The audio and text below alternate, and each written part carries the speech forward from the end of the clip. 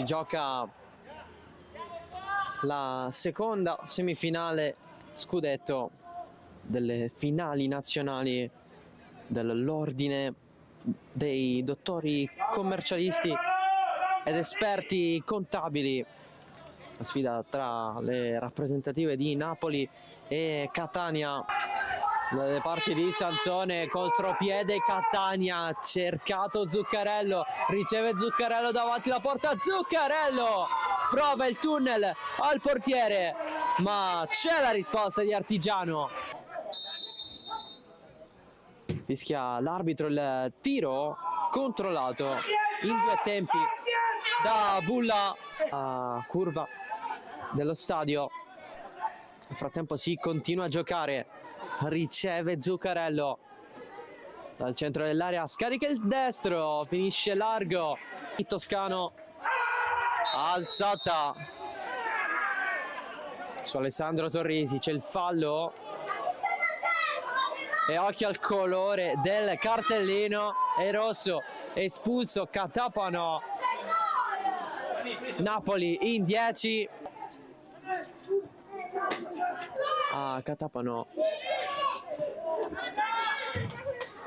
Conclusione in rete, Catania la sblocca con Zuccarello, colui che nel primo tempo si era fatto respingere un tiro davanti il portiere avversario. Il gol di Zuccarello manda avanti Catania 1-0. Pallone in mezzo, allontana Russo di testa, la conclusione col mancino in curva da parte di De Mattia. Traversone profonda, aggancio in area e conclusione, anzi assist, possibilità dall'area piccola, alla fine esce Bulla.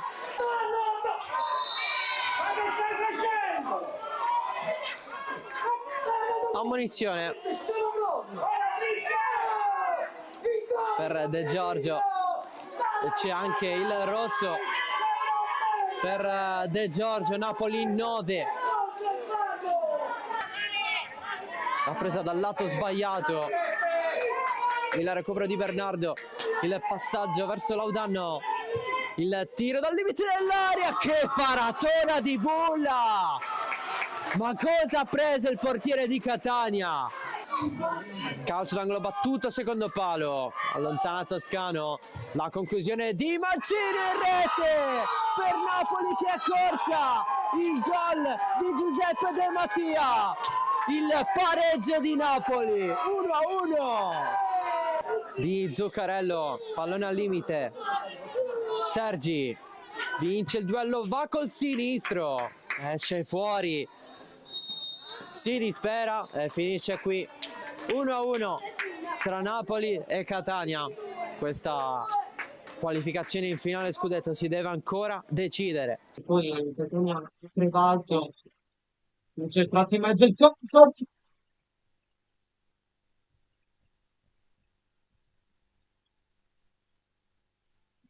che esulta per la rete di testa, Catania che raggiunge